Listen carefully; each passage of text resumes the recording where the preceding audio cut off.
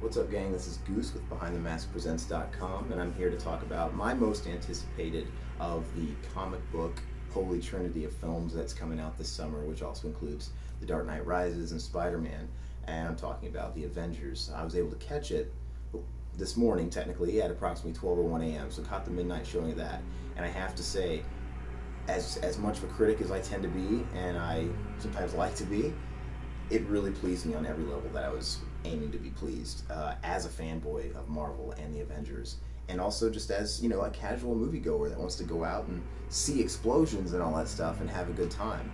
It really just delivered, and they were really up against the biggest threat of just it having too much going on, too many characters, and a lot of things being overbloated. You know, in a lot of cases, things can just collapse, and it's really hard to execute something like that with that much going on. You know, speaking of which, it's like a movie like Street Fighter. You know, hey, let's cram every single character in every game ever made. But anyway, they didn't do that. You know, I thought it was really cool how they definitely kind of gave cameos, or at least gave some validation to some of the other characters, like Natalie Portman's character and Thor and Pepper Potts, of course. All that was very welcome. They didn't necessarily unexplain, you know, them, but then again, they didn't sit there and bring everybody under the sun from all these previous movies. It could have just been a train wreck. It was done very, very, very tastefully. And, you know, they also ran the risk of, you know, with that many characters, not everybody getting their fair due. Also, think of the Expendables, the first one, you know, where they marketed so many different characters, and yet only really Stallone and Statham got a lot of any character development, if there was any, and, you know, the rest of the people just kind of got one line or in one kill. Not the case here. Everybody shined. And speaking of that, the cast. Mark Ruffalo as the Hulk, brilliant. He's the newest guy to take on the role behind, you know, I loved Ed Norton personally. I thought he was great. Mark Ruffalo, he just gelled so well though too, and definitely a great addition to the already well-established cast. Robert Downey Jr. There is no other Iron Man. Hemsworth, dude, he's a perfect Hulk. I mean, sorry, Thor. Wow, perfect Thor. It's been a long night, and so on and so on. And Chris Evans, I can't speak any more highly of any of it.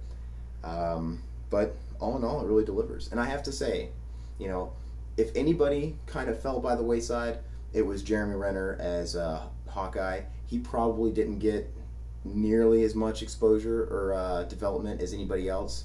But like I said, it works very well, and his involvement to me is perfect, and there will definitely be a place for him in the next Avengers movie on a larger scale for sure. And on that note, Scarlett Johansson as Black Widow, I personally didn't care for her too much in Iron Man 2. Didn't bring too much to the character, but she was awesome in this. I loved her. Director Joss Whedon, I don't know if that was his doing, but he really brought her out in a great way and made her a real asset to the group, you know, despite her seemingly not being able to compare to the superhuman strengths of Demigod, Thor, and Incredible Hulk, and you know, Super Soldier, and et cetera, et cetera. She really seems really valuable to the whole unit. But all in all, it's a very great movie. Of course, stick around for the ending, per tradition with these movies, and any nerd will get hard, you know, at what is to follow.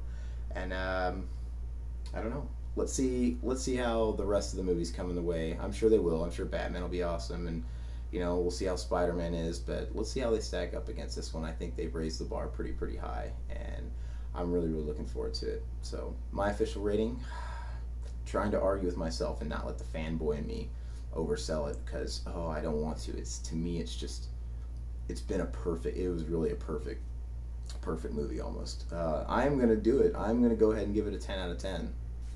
Sue me, but you know, we'll see how I'm sitting 6 months from now. But anyway, I'm Goose, and this has been part of BehindTheMaskPresents.com. Check out the Facebook link below or the official website. Register and like us there, and I will catch you later. Bye-bye.